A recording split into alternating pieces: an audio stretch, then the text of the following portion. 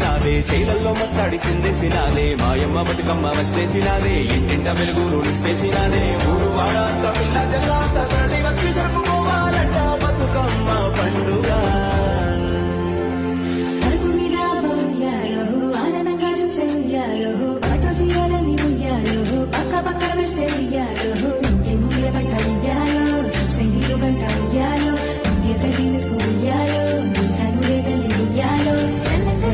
సంపద ఇచ్చటి సక్కగా